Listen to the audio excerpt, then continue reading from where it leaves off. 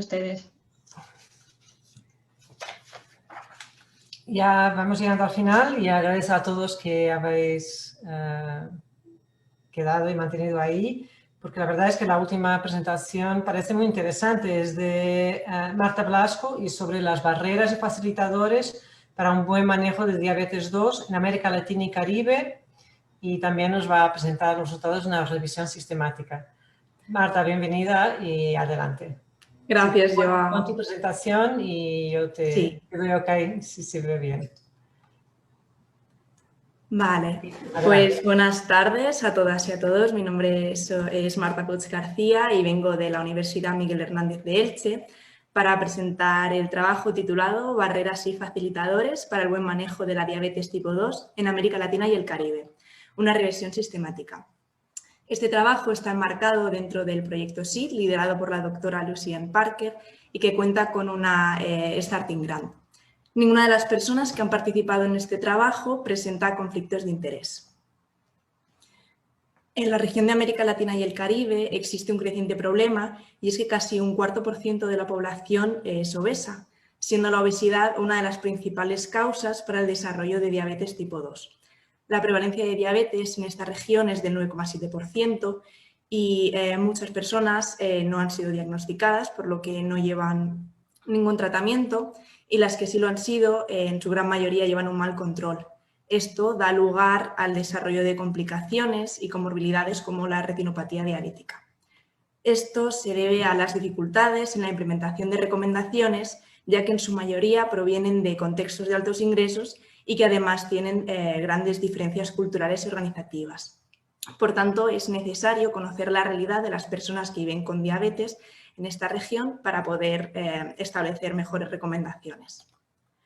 Para ello, nuestro objetivo es identificar barreras y facilitadores para el manejo de diabetes mellitus tipo 2 en los países de América Latina y el Caribe, y lo vamos a realizar desde las perspectivas de pacientes, profesionales de la salud, familiares, cuidadores y cuidadoras y stakeholders.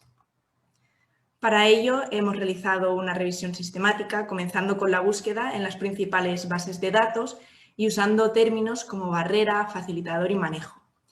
Definimos manejo como aquellas estrategias o protocolos para el control de la enfermedad y sus factores de riesgo o la prevención de complicaciones. Para ello, 2 personas de forma independiente llevaron a cabo los criterios de inclusión en estudios observacionales, cualitativos, cuantitativos y mixtos, que consistían en que los artículos debían contener datos originales, la diabetes tenía que ser confirmada o por laboratorio o autorreportada por las personas, debían describir barreras o facilitadores para el manejo de la enfermedad y estar escritos en los principales idiomas.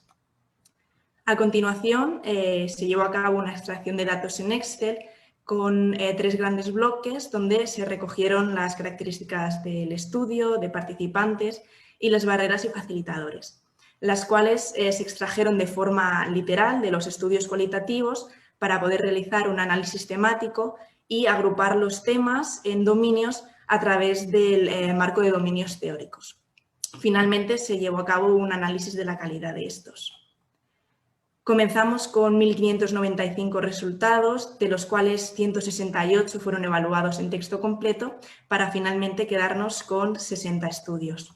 Aquí presento algunas de las características de estos estudios, como por ejemplo que el 71,7% se llevaron a cabo en un contexto urbano, o que el 55% eran estudios cualitativos. En este gráfico podemos ver los dominios que he comentado antes y el número de artículos que describían cada dominio. En color naranja se ve cómo había una mayor frecuencia de descripción de barreras. Si nos centramos en los 3 primeros dominios, los más frecuentes, y su desglose en temas, podemos hablar de que dentro del contexto ambiental y recursos se describía el contexto del sistema de salud, del paciente y ambiental. Un ejemplo, por ejemplo, de este último sería la falta de espacios para realizar actividad física, no pudiendo adaptarse a las recomendaciones, o la larga distancia con el centro de salud, que impedía llevar a cabo el seguimiento. Por otro lado, las influencias sociales, como el apoyo de la familia o amistades, las reuniones sociales, el estigma o los grupos de apoyo, surgió como un gran facilitador el apoyo de la familia a la hora de seguir la dieta o la administración de insulina. Y por último, en el dominio de rol profesional e identidad, se describían temas del rol de los profesionales de la salud, la identidad del paciente y los roles de género. Aquí una gran barrera fue el paternalismo médico y la comunicación vertical con los pacientes y las pacientes. Por tanto, podemos decir que los factores contextuales tienen un mayor peso en los individuales y, por tanto, en los recursos que se emplean para mejorar el manejo de la enfermedad deben tenerse en cuenta los factores que importan a la hora de llevar unos recursos.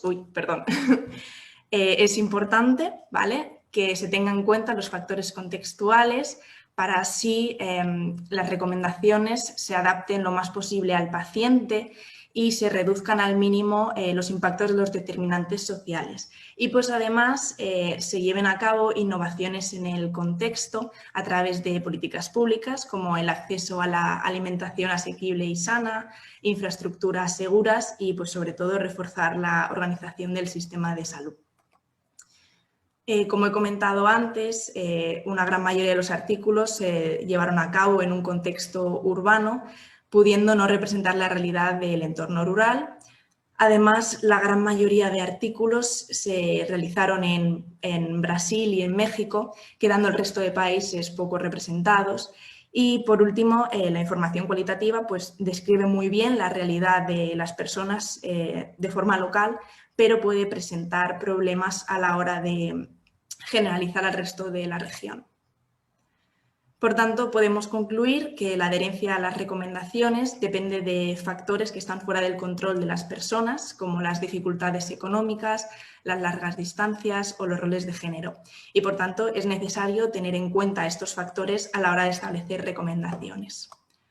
Finalmente, comentar que el artículo fue publicado el pasado mes de septiembre. Os dejo mi correo electrónico y muchísimas gracias por vuestra atención. Vale. Gracias a ti, Marta, y perdón que te llame Marta Blasco. No pasa nada.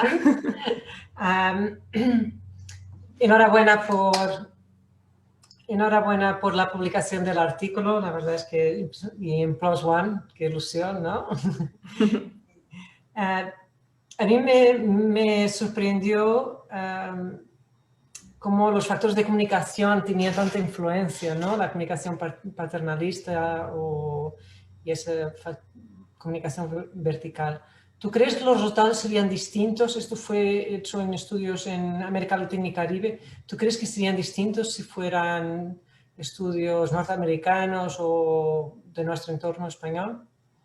Realmente el paternalismo suele estar bastante generalizado en las demás regiones y aquí pues también está relacionado pues la forma en la que se educa, ¿no?, a los futuros médicos y médicas.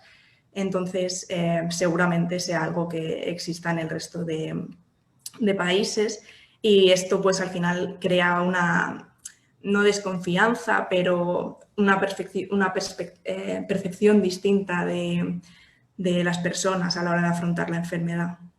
Yo creo que también tiene que ver que es una barrera de comunicación, en el sentido que alguien que no percepciona el médico con esa figura de poder, pues a lo mejor tiene más facilidad de preguntar dudas sobre su tratamiento o incluso decir, mire doctor, no me mande a hacer eso porque no lo voy a hacer, y el médico puede un poco adaptar la terapia al tipo de paciente que tiene, mientras que pues si tienes un estilo pues muy vertical, también hace con que el paciente se quede más cohibido de preguntar y de entender. Sí. Y, en fin, que es efectivamente.